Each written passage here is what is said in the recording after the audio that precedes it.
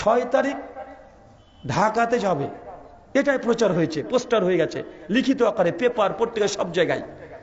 রাতারাতি বলছে না 6 তারিখ না 5 তারিখে যেতে হবে। রাতারাতি সিদ্ধান্ত, রাতারাতি হাজার হাজার গাড়ি ঢাকাকে দখল করে নিচ্ছে। করছে না ভাইজান? এত তাড়াতাড়ি ভুললে হবে? তা আমার শুধু চিন্তা যে এদেরকে তো এরকম কোয়ালিটির ছেলে না রে, এরা এটা মেয়ে পাগল, এরা পাবজি গেম পাগল, এরা টিকটক পাগল, কি ব্যাপার? এরা 10 দফাকে 1 দফা করে দিচ্ছে, কাজ কোথায় হচ্ছে? তো অনেকগুলো কারণ ছিল ওটে, তো আমার কাছে মনে হচ্ছে একটা কারণ সবচাইতে বেশি কাজ করেছে। কোনটা জানেন? এখনো অস্বীকার করতে পারেন অনেকেই, তো আমার কাছে একটা কারণ মনে হয়েছে। সেটা হচ্ছে উনার একটা ভুল সিদ্ধান্ত ছিল। সেটা হচ্ছে ওই যে 7 থেকে 10 দিন ইন্টারনেটকে বন্ধ রেখে দেওয়া। এটা মারাত্মক কাজ দিয়েছে। 7 থেকে 10 দিন ইন্টারনেটকে বন্ধ রেখে দেওয়া মানে যারা রাষ্ট্রে কি হচ্ছে খবরটাও রাখে না, জানে না, যারা রাষ্ট্র সম্পর্কে একদমই অজ্ঞ, যখন দেখছে 10 দিন ধরে ইন্টারনেট নাই, এই তরুণ যুবকরা এরা ইউটিউব দেখতে পায় না, ফেসবুক দেখতে পারে না, গার্লফ্রেন্ডের সঙ্গে কথা বলতে পারে না। রাগটা এখানেই ধরেছে। তোরা ক্ষমতায় কে থাকবি, কে থাকবি না তোদের ব্যাপার। আরে আমেরিকাতে কটা বাড়ি কিনবি, গাড়ি কিনবি, তোদের ব্যাপার। সুইস ব্যাংকে কত কোটি টাকা রাখবি, তোদের ব্যাপার। আমি যে 700 টাকা দিয়ে ডাটা মেরেছি, আমি কেন নেট পাবো না? 1 ঘন্টা মোবাইলে নেট না থাকলে এই যুবকগুলো পাগল হয়ে যায়। আর 10টা দিন বন্ধ করে রেখেছে, এরা হাফ নাট এমনি হয়ে গেছে। এমনি 16 বছর কি হয়েছে ওই ব্যাখ্যা বিশ্লেষণ আর টিকা টিপ্পণী আমি দেব না, কারণ আমি আপনার দেশের নাগরিক নামে বিদেশি মেহমান, আমি ওই বিষয়ে কথা বলতে পারি না। আমাদের অনেক রেস্ট্রিকশন থাকে, অনেক কিছু ইচ্ছা হলেও আমরা বলতে পারবো না। কিন্তু 16 বছর নয়, এই 10 দিনে একদম সাধারণ মানুষকেও খেপে তুলে দিয়েছে। ভেবেছিল যে নেটটা বন্ধ করে মনে হয় কি কি ঘটছে একদম পুরো বন্ধ করে রেখে দেবে, কেউ বুঝতে পারবে না। গুম, খুন, হত্যা, রাহাজানি সবগুলো করবে, কিন্তু কেউ বুঝতে পারবে না। কিন্তু মাকারু মাকার আল্লাহু ওয়াল্লাহু খায়রুল মাকিরিন, সূরা আল ইমরান 54 নম্বর আয়াতে আল্লাহ বলেছে তারাও চক্রান্ত করেছিল, আল্লাহ কৌশল করেছিল। আল্লাহর কৌশল সব চাইতে বড়, আল্লাহ উত্তম কৌশলকারী। দেখেন, এইটা যদি নেটটা বন্ধ না হতো, এত দ্রুত মানুষ রাস্তায় নামতো না। একদম ছোট্ট থেকে বড় পর্যন্ত সবাইকে খেপে দিয়েছে। 10 দিন ধরে যারা ইন্টারনেটে বিজনেস করে তার ব্যবসা বন্ধ। প্রবাসীরা বাড়িতে যোগাযোগ করতে পারে না। মানুষকে আদিম যুগের মানুষ বানিয়ে দিয়েছিল। 10টা দিন করেছিল না ভাইজান? আমার মনে হচ্ছে এটা একটা কারণ, অনেকগুলো কারণ আছে, তবে এটা মানে ছোট থেকে বড় পর্যন্ত প্রত্যেকের হৃদয়ের মধ্যে একদম রাগ একদম ঢুকিয়ে দিয়েছে। আজকে যে বিষয়ে গুরুত্বপূর্ণ আলোচনা হবে, আলোচ্য বিষয় মুসলিম বিশ্ব এবং আমাদের করণীয়। কি বললাম বলেন তো? মুসলিম বিশ্ব এবং আমাদের করণীয়। বিশেষ করে আমরা আহলুল হাদিস সমাজ, আমি যতটা বুঝি অন্য মুসলিম সম্প্রদায়ের চাইতে আহলে হাদিস একটা সাধারণ জনতাও অন্যদের চাইতে একটা হলেও বেশি হাদিস জানে। মুসলিমদের মধ্যে যতগুলো দল আছে নাম ধরার প্রয়োজনে সবগুলোকে যদি একত্রিত করেন, আহলে হাদিসের ছোট্ট একটা সন্তান, ছোট্ট একটা ছেলে, তাদের চাইতে অবশ্যই একটা হলো হাদিস বেশি জানে। এর মূল কারণ জুমার খুতবা। জুমার খুতবাই অন্যদের চাইতে আমাদের নিজের মাতৃভাষায় আরবি থেকে বাংলাতে করা হয়, এই জন্য আমরা বেশি জানি। তবে জানাটাই শেষ কথা নয়।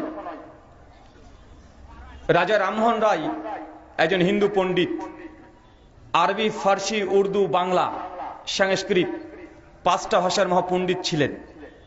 কোরআন মাজিদকে 22 পারা হিফজ করেছিলেন তথা মুখস্থ করেছিলেন, কিন্তু ঈমান নিয়ে আসেননি। গিরিশচন্দ্র সেন তিনি কোরআনুল কারীমকে সম্পূর্ণ বাংলা অনুবাদ এবং ছোট ছোট টিকা দিয়েছিলেন, একজন হিন্দু পণ্ডিত, তারপর তিনি ঈমান নিয়ে আসেননি। পৃথিবীতে অনেক আছে। জর্জ সেল প্রথম ইংরেজি ভাষাতে কোরআনকে ট্রান্সলেশন করেছিলেন ইংরেজি ভাষাতে, তিনিও ঈমান আনে নাই। তো মানুষ জানে না এমনটা নয়, অনেকেই জানে, কিন্তু জানাটাই শেষ নয়। আহলে হাদিস সমাজ যখন আমরা আলোচনার কোনো বিষয় নির্ধারণ করতে চাই যে কি নিয়ে আজকে আলোচনা করব, উম্মাদকে কি শিক্ষা দেব, লক্ষ লক্ষ টাকা খরচ করে এত বড় আয়োজন, আপনাকে কি শেখাবো, সেই সময় নিজে দ্বিধাগ্রস্ত হয়ে যায় যে যতগুলো শ্রোতা আছেন আপনারা কোনটা জানেন না। আমার মনে হয় যে আপনারা জানেন না এমন কোন ইসলামের বিধিবিধান বাদ হয়ে গেছে যা বলি নাই, এখন মধ্যে এমনটা নেই, সব কিছু জানেন। আপনি কোনটা জানেন না? 5 ওয়াক্ত সালাত আদায় করতে হবে, এটা আমরা জানি না। কিন্তু তারপরেও যদি আমরা মুসলিমরা 5 ওয়াক্ত সালাত আদায় না করি, যদি আমরা ফজরে 20 জন উপস্থিত না হই, আমাদের কি করার আছে? এই প্রশ্নটা বারবার হৃদয় চলে আসে যে আপনি জানেন না কোনটা। একই কথা আর কতদিন বলতে ভালো লাগে, একই কথা। আমার পূর্বে বক্তা এসে বলে গেল, তার পূর্বে বক্তা বলে গেল, আগামীকাল জুমাতে একই ধরনের খুতবা আলোচনা হবে। এই তৌহিদ, শিরক, সুন্নাত, বিদাত, এটা করণীয়, এটা বর্জনীয়, ঘুরে ফিরে একই জিনিস। আর কতদিন, কতবার, কত ভাষায় আপনাদেরকে বললে আপনারা গ্রহণ করবেন? কত রকমের কোয়ালিটিতে আপনার সামনে আলোচনা করা হয়েছে।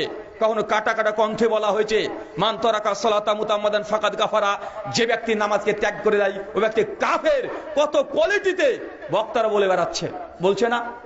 কারণ সুর করে বলছে, কারণ গজলের ছন্দ মিলিয়ে বলছে, হাদিস নাম্বার দিয়ে বলে দেওয়া হচ্ছে, পৃষ্ঠা নাম্বার, লাইন নাম্বার, কত কিভাবে বলা হচ্ছে। তারপরে মুসলিম জাতি যদি ফজরে যদি 20 জন না হয়, তাহলে আমাদের কি করার আছে? আমরা কি জোর করতে পারি? দীর্ঘ 34 বছর ধরে শেখ আব্দুর রাজ্জাক বিন ইউসুফ হাফেজাহুল্লাহ একই কথা বারবার বাংলার এ প্রান্ত থেকে ওই প্রান্ত শেষ পর্যন্ত একই কথা বলছে, প্রতিদিন বলছে। আজকে কোনো যে আলোচনা হচ্ছে দেখেন, একই কথা বলছে, নেসাউন কাসিয়াতুন আরিয়াতুন। যে নারী পোশাক পরেছে তারপরেও উলঙ্গ, এ নারী জান্নাতে যাবে না। তারপরেও আপনার মেয়ে, আপনার মা যদি উলঙ্গ অবস্থায় রাস্তায় চলে, আমাদের কি করার আছে? আর একই কথা কতদিন। এই হাদিস আপনি শুনেন নাই? কেউ যদি জেনে বুঝে 1 টাকা সুদ খায়, মায়ের সঙ্গে জেনা করলে যে পাপ হয়, সেই পাপ আপনি কন্টিনিউয়াসলি করছেন, তারপরেও সুদের সঙ্গে যে যুক্ত থাকেন, আমাদের কি করার আছে? আপনি বারবার শুনেছেন যে অহংকারী জান্নাতে যাবে না, গীবতকারী জাহান্নামে যাবে না, দাম্ভিক ব্যক্তিরা জান্নাতে যাবে না, এরা জাহান্নামে যাবে। এত জানার পরেও আপনার যদি মনের পরিবর্তন না ঘটে, একই কথা বারবার আর কতদিন বলতে ভালো লাগে? লা ইয়াদখুলুল জান্নাল কাতে, ওই ব্যক্তি জান্নাতে যাবে না যে সম্পর্কে ছিন্ন করেছে, নিজের রক্তের সম্পর্ক ছিন্ন করে জান্নাতে যাবে না। 20 টাকা 200 টাকার জন্য ভাইয়ের সঙ্গে বোনের সম্পর্ক ছিন্ন।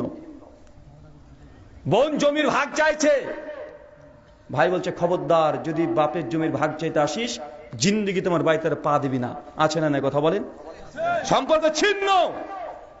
বোন বাড়িতে আসবে, আপনার স্ত্রীর মনটা কালো হয়ে যায়, কেন বারবার আসতে হবে?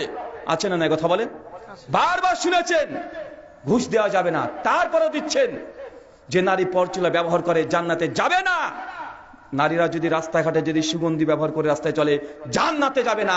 আল্লাহ নবী কতবার বলেছে, আপনাদেরকে বারবার বলা হয়েছে, তারপর যদি পরিবর্তন না হন, আমাদের কি করার আছে? আল্লাহ কোরআনুল কারিমে বলছেন, ফাযাক্কির ইন্নামা আনতা মুযাক্কির লাস্তা আলাইহিম বিমুসাইতির। হে নবী, আপনার তো কাজ শুধু মানুষকে সত্য কথা প্রচার করে দেওয়া, জোর করার জন্য, জবরদস্তির জন্য আপনাকে আমি প্রেরণ করি নাই। সূরা গাশিয়া সূরা নম্বর ৮৮ আয়াত নম্বর 20 এবং 21। তাই নতুন কিছু বলতে হবে এমনটা আমার মনে হয় না যে আপনি জানেন না। সুন্নাত, বিদআত, তাওহীদ, শিরক সব জানেন, কিন্তু আমরা মানতে চাই না। এর জন্য আজকে যে বিষয়ে আলোকপাত করব, একই জিনিস বারবার বলতেও ভালো লাগে না। আজকে যে বিষয়টা বেঁধে নিয়েছি, সমকালীন বিশ্ব মুসলিম জাতির করণীয়। আপনার পরিস্থিতি কি আজকে আপনি নিজে একবার আয়নাতে দেখে নেন। গোটা বিশ্ব জগতে আজ মুসলিম জাতি কত কোটি আছে জানেন? কত কোটি বলেন তো? টাইমস অফ ইন্ডিয়া 2015 সালের 13 অক্টোবর পৃষ্ঠা নম্বর 19, আন্তর্জাতিক লেভেলের ইংরেজি ভাষায় পত্রিকা। তারা বলছে যে গোটা বিশ্ব জগতে এখন মুসলিম জাতির সংখ্যা প্রায় 180 কোটি। কত কোটি? 180 কোটি। গোটা বিশ্ব জগতে মানুষের সংখ্যা আছে প্রায় 800 কোটি। হিন্দু সনাতন ধর্মের অনুসারে আছে প্রায় 130 কোটি। খ্রিস্টানরা আছে 220 কোটি। গোটা বিশ্ব জগতে প্রায় 4500 ধর্ম আছে। আর 4500 ধর্মের মধ্যে মুসলিমরা আমরা দ্বিতীয় পর্যায়ে বৃহত্তর ধর্ম 180 কোটি আমরা মুসলিমরা। তারপরেও গোটা বিশ্ব জগতে মুসলিম জাতি নির্যাতিত, নিষ্পেষিত, লাঞ্ছিত, বঞ্চিত, পদদলিত, সব জায়গায় একদম পৃথিবীর শেষ প্রান্ত থেকে শুরু করে বাংলাদেশ পর্যন্ত সব জায়গায় মুসলিম জাতি আজকে নির্যাতিত। কি করেছে মুসলিম? আমরা ছিলাম না 800 বছর? কথা বলেন, 800 বছর ছিলাম কি ছিলাম না? আরে একটা দুইটা বছর নয়, 100-200 বছর নয়, 800 বছর মুসলমানরা ভারতবর্ষে রাজত্ব করেছে। আমাদের বাপদাদা পূর্বপুরুষ তারাই ভারতের রাজা ছিল, তারাই বাদশা ছিল, তারাই ক্ষমতায় ছিল। একদম গোটা ভারতবর্ষ মানে আপনার ইনক্লুড বাংলাদেশ সহ পাকিস্তান সহ সব গোটাই মুসলিমদের শাসনের অধীনে ছিল। আমার প্রশ্ন, যারা দিন কায়েম নিয়ে ব্যস্ত হচ্ছেন, অবশ্যই আপনাদের যে আকাঙ্ক্ষা এটাকে মূল্যায়ন করি, অবশ্যই সম্মান করি। দিন কায়েম করতে হবে, এটা প্রত্যেক মুসলমানের হৃদয়ের, অন্তরে, নাফসের এটা তামান্না রাখতেই হবে, নচেত প্রকৃত মুসলিমই না। কিন্তু 800 বছর ইসলাম তো আমাদের হাতে ছিল, বাপ দাদারা শাসন করেছে, রাজত্ব আমাদের হাতে ছিল। আমাদের রাজত্ব আজকে 150 বছর হলো কাফের মুশরিকদের হাতে কিভাবে গেল, এই পয়েন্টটাকে বের করতে হবে আপনাদেরকে। ক্ষমতা তার দিয়েছে, আল্লাহ ক্ষমতা দেয় নাই? ক্ষমতা তো দিয়েছে। আমাদের অর্জিত ক্ষমতা তাদের হাতে গেল কেন? যতক্ষণ পর্যন্ত এই পয়েন্ট বের করতে না পাচ্ছেন কোন ত্রুটির কারণে আমাদের ক্ষমতা কাফেরদের হাতে গিয়েছে, যতক্ষণ বের না হচ্ছে ততক্ষণ দিন কায়েম করা, ইসলামিক বিপ্লব ঘটানো এটা সম্ভবই নয়। আল্লাহ একবার দিয়ে দিয়েছে ক্ষমতা, দেওয়ার পর আবার কেড়ে নিয়েছে।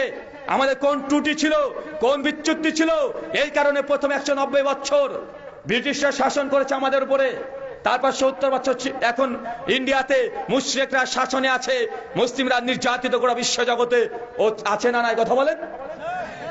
ফিলিস্তিনের বাইতুল মুকাদ্দাস ইহুদিদের দখলে, ভারতের বাবরি মসজিদ মুশরিকদের দখলে, জ্ঞানবাপী মসজিদ 3 দিন হলো ভারতের ধ্বংস করে দিয়েছে অর্ধেক। নিউজ পাচ্ছেন না? খবর পাচ্ছেন আপনারা? এটা গোটা বিশ্ব জগতে মুসলিমদের প্রেক্ষাপট। অথচ 800 বছর ভারতের রাজত্ব আমরাই করেছি। স্পেন মুসলমানরা 800 বছর ক্ষমতায় ছিল। এই দুর্ধর্ষ জাতি আজ গোটা বিশ্ব জগতে নির্যাতিত। কারণ কি? কি কারণ? জি, কোন কারণে মুসলিমরা মার খাচ্ছে? ডাক্তার বা মেডিকেল যে সিস্টেম, ডাক্তারদের কাছে যখন কোনো পেশেন্ট আছে, রোগী আসে, ডাক্তারের চিকিৎসার পদ্ধতি হচ্ছে এটা যে অসুস্থ ব্যক্তি কি কারণে অসুস্থ হয়েছে এটাকে বের করা। যতক্ষণ পর্যন্ত রোগ না ধরতে পারবে, গোটা মেডিকেলের যত মেডিসিন আছে যদি খাইয়ে দেয়, তারপরেও ওই রোগী সুস্থ হতে পারবে? কথা বলেন। আমরা অনেক রকমের পরিকল্পনা নিচ্ছি, কিন্তু আপনাকে আগে দেখতে হবে যে মুসলিমদের হাতে ক্ষমতা ছিল, আগে ছিল, প্রতিষ্ঠিত ছিল, 800 বছর ছিল, কিন্তু আমাদের প্রতিষ্ঠিত ক্ষমতা কাফেরদের হাতে গিয়েছে কেন? কোন ভুলের কারণে? আগে সেই ভুলটাকে বের করতে হবে। আমরা এই জায়গাতে হাত দিই না।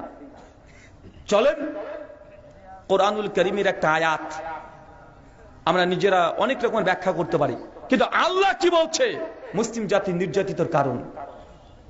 সূরা নূর সূরা নম্বর 24 আয়াত নম্বর 63 শেষ অংশ আল্লাহ বলছেন, আল্লাযীনা ইউখালিফুনা আন আমরিহি আন তুসিবাহুম ফিতনা আন ইউসিবাহুম আযাবুন আলীম।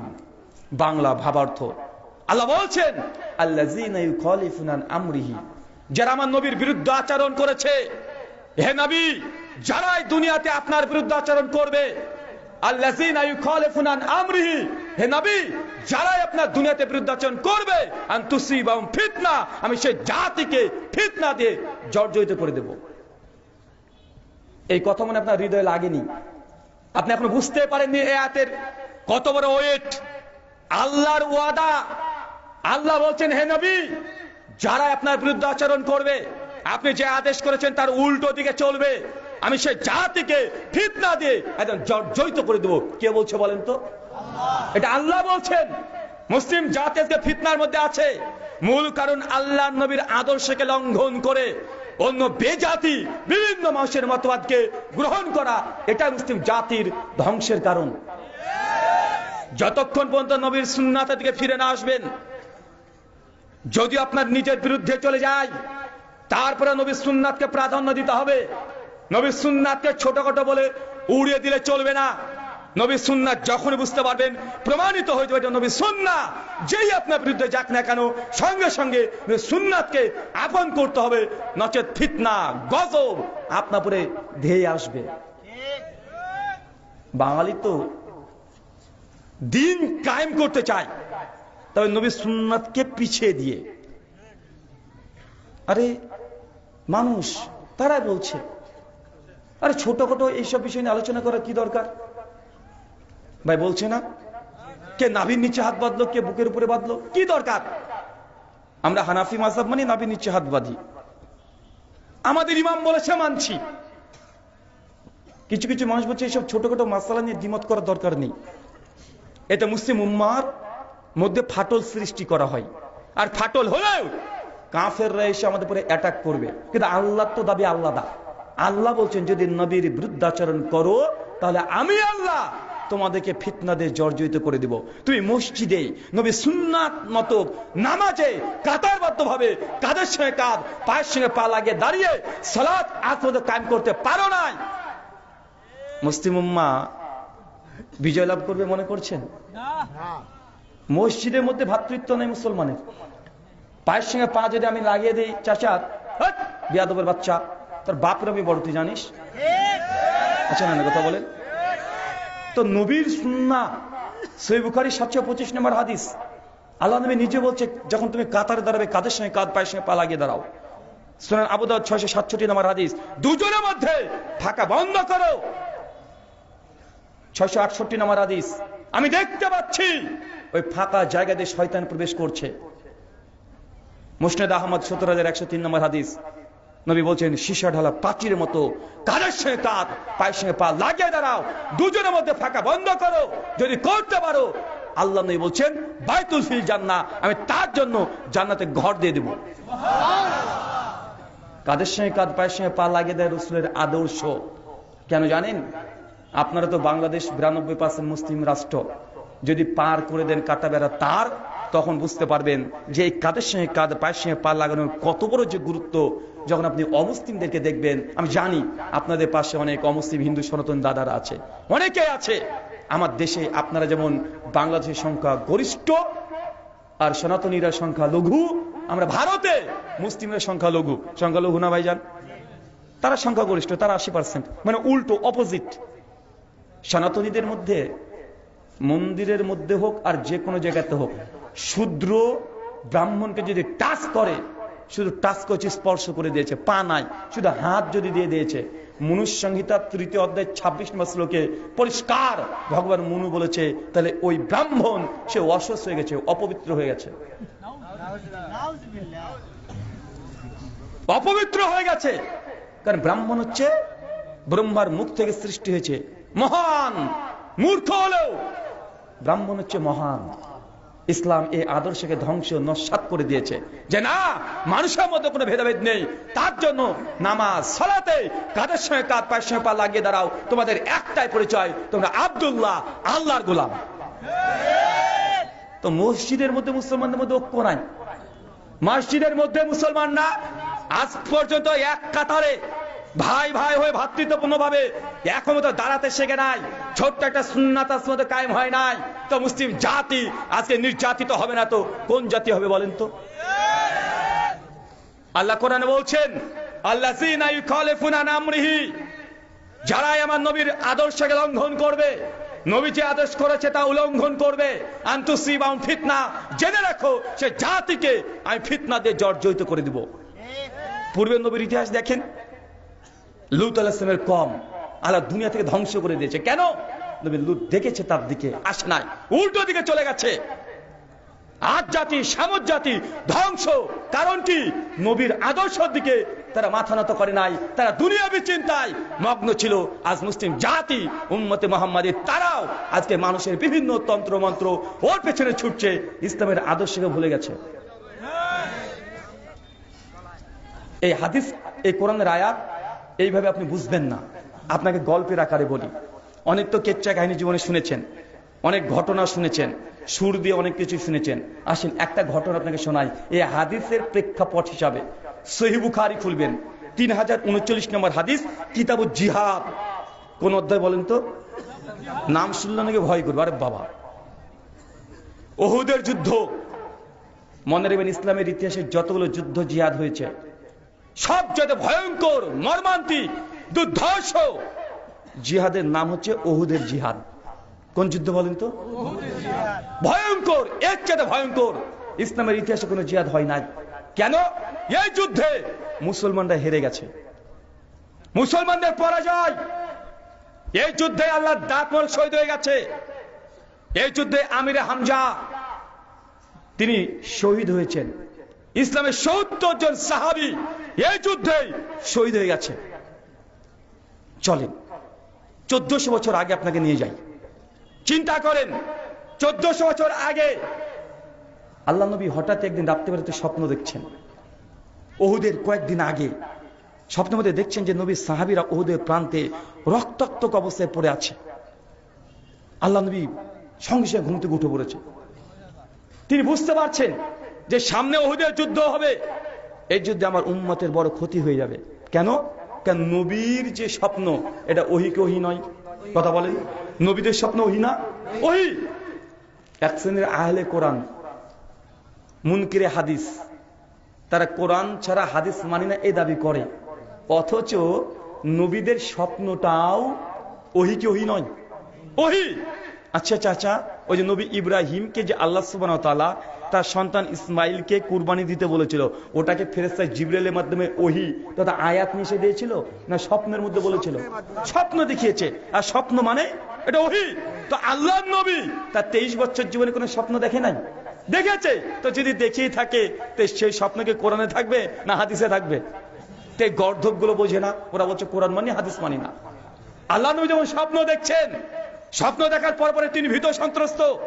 সঙ্গে ফজর সালাতে সাহাবা রাদিয়াল্লাহু আনহুদেরকে নিয়ে সালাত আদায় করার পরে বলছে যে সাহাবী আমার শোনো, আমি এই স্বপ্ন দেখেছি, তোমরা কি মনে করছো? একটা আমাদের ক্ষতি হয়ে যেতেই পারে। সাহাবা রাদিয়াল্লাহু আনহুর সঙ্গে সঙ্গে বলছে ইয়া রাসূলুল্লাহ, আল্লাহ যখন জিহাদকে ফরজ করে দিয়েছে কোনো ভয় নেই, আমরা উহুদের যুদ্ধে লড়াই করবই, আপনি প্রস্তুতি নেন। আল্লাহ নবী প্রস্তুতি নিচ্ছে সাহাবীদের জজবা দেখে। তবে আল্লাহ নবী আগে থেকে বুঝে নিয়েছে এই যুদ্ধে ক্ষতি হবে, আমার সাহাবীরা রক্তাক্ত হবে। আল্লাহ নবী তখন কৌশল পরিবর্তন করলেন, নতুন কৌশল। কয়েকদিন পরেই উহুদের প্রান্তে চলে গেলেন সাহাবীদেরকে নিয়ে, হাজার হাজার সাহাবীদেরকে নিয়ে, একদম যুদ্ধে সজ্জিত। নবী চলে যাওয়ার পরে উহুদের দিকে তাকিয়ে দেখছেন যে উহুদ, যারা আপনারা দেখেছেন, যারা হজ উমরাতে গিয়েছেন, উহুদের পজিশনটা হচ্ছে কি যে একদিক দিয়ে ঢুকতে পারবেন আর একদিক দিয়ে বের হওয়ার রাস্তা, মানে দুটো গেট। কয়টা গেট? দুটো গেট। মানে একদিক দিয়ে ঢুকতে পারবেন আর একদিক দিয়ে বের হতে পারবেন, তৃতীয় কোনো গেট নেই। আল্লাহ নবী ঢুকে বুঝতে পারছেন যদি এখানে কাফেররা যদি আগে প্রবেশ করে যায় তাহলে আমাদের বড় ক্ষতি হয়ে যেতে পারে, কেন তৃতীয় কোনো গেট নেই। আল্লাহ নবী রণকৌশল চেঞ্জ করলেন, ইন্টেলেকচুয়াল, কঠিন। আব্দুল্লাহ বিন জুবাইর বিখ্যাত সাহাবী, কঠিন তীরন্দাজ, জীবনে তার তীর লক্ষ্যভ্রষ্ট হয়নি। আব্দুল্লাহ বিন জুবাইর আন আনসারী, এই সাহাবীকে আল্লাহ নবী 50 জন সাহাবী দিলেন। কতজন বলেন তো? 50 জন সাহাবী দিয়ে আব্দুল্লাহ বিন জুবাইরকে বললেন তুমি এদের নেতা, তুমি এদের আমির। শোনো, ওই যে উহুদের পাহাড়ের চূড়া আছে একদম মাথার উপরে, তারা 50 জন দাঁড়িয়ে যাবে, চতুর্দিকে গোল হয়ে তোমার দাঁড়িয়ে থাকবে, তীর নিয়ে দাঁড়িয়ে থাকবে। যখন এই কাফেররা ময়দানে প্রবেশ করবে সেই সময় উঁচু থেকে তোমরা তীর নিক্ষেপ করবে কাফেরের দিকে। আল্লাহ নবী আদেশটা করে দিলেন। তারপরে আল্লাহ নবী বলছেন শোনো, যদি দেখো নিচে মুসলমানরা পরাজয় হয়ে গেছে, তোমাদের ভাইরা শহীদ হয়ে গেছে, তাকে হত্যা করা হচ্ছে, মুসলমানরা হেরে গেছে, তারপর আমি নবী যতক্ষণ আদেশ না করব কেউ ওই পাহাড় থেকে নিচে নামবে না। শোনো, যদি দেখো মুসলমানরা জিতে গেছে, মুসলমানরা জিতে গেছে, বিজয় ধ্বনি উঠতে শুরু করেছে, তারপর আমি নবী যতক্ষণ আদেশ না করছি ততক্ষণ কেউ নিচে নামবে না। চাচা বুঝতে পারলেন কথাটা? নবী দুটো আদেশ করেছে সাহাবীদেরকে। আল্লাহ নবী তারপরে বিভিন্ন পজিশন দিচ্ছে সাহাবীদেরকে যে আমির হামজা চাচা আপনি ওইখানে দাঁড়াবেন, এইখান থেকে আপনি নড়বেন না।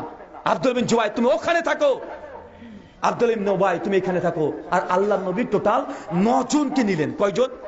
9 জন। 9 জনের টিম নিয়ে আল্লাহ নবী তাদের সঙ্গে থেকে গেলেন। আল্লাহ নবীকে চতুর্দিক থেকে গার্ড করেছে 9 জন সাহাবী। চতুর্দিকে আল্লাহ নবী একদম সাহাবীদের গোটা উহুদের প্রান্তকে একদম ঘিরে ফেলেছে। কিছুক্ষণ পরেই খালিদ বিন ওয়ালিদ নাম শুনেছেন? বিখ্যাত সাহাবী। কিন্তু এই সময় উহুদের যুদ্ধের সময়তেও খালিদ বিন ওয়ালিদ তিনি ইসলাম গ্রহণ করেনি। কথা বুঝতে পারলেন না ভাইজান? এখন ইসলাম গ্রহণ করেনি, তিনি কাফের ছিলেন। খালিদ বিন ওয়ালিদ কি চাচা জানেন? আল্লাহ তার গুণ দিয়েছেন সাইফুল্লাহ, আল্লাহর তরবারি। এর বৈশিষ্ট্য কি? খালিদ বিন ওয়ালিদ যখন কাফের ছিল সেই সময় যতগুলো যুদ্ধ করেছে সব যুদ্ধে খালিদ বিন ওয়ালিদ বিজয় লাভ করেছে। কখনো জীবনে খালিদ বিন ওয়ালিদ হারেনি। যখন মুসলিম হয়ে গেছে, মুসলিমদের পক্ষ থেকে লড়াই করেছে কাফেরদের সঙ্গে, তারপরও যে যুদ্ধে খালিদ বিন ওয়ালিদ গিয়েছে সেই যুদ্ধে মুসলমানরা বিজয়। এখন কাদের দলে আছে বলেন তো? কাফেরদের দলনেতা খালিদ বিন ওয়ালিদ হাজার হাজার উট আর ঘোড়া নিয়ে তরবারি নিয়ে ছুটে চলে আসছে, ওদের প্রান্তে চলে এসেছে। সঙ্গে সঙ্গে তাদের তরফ থেকে কালেমার তাদের পতাকা তারা উত্তোলন করে দিয়েছে। আর কালেমার তাদের পতাকা উত্তোলন করা মানে যুদ্ধ শুরু।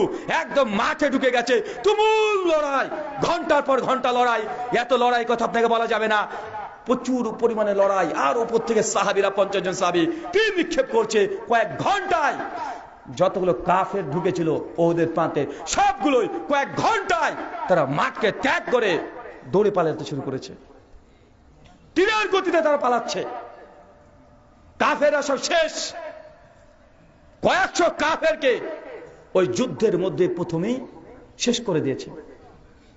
কাফেররা দল বল নিয়ে ঘোড়া উট নিয়ে ছুটছে, পালাচ্ছে মাঠ ত্যাগ করে দিয়ে। হেরে গেছে। সাহাবা যারা ছিলেন তারা তো আনন্দে উল্লাসিত যে আমরা জিতে গেছি, তাকবীরের ধ্বনি উঠছে, আনন্দিত উল্লাসিত।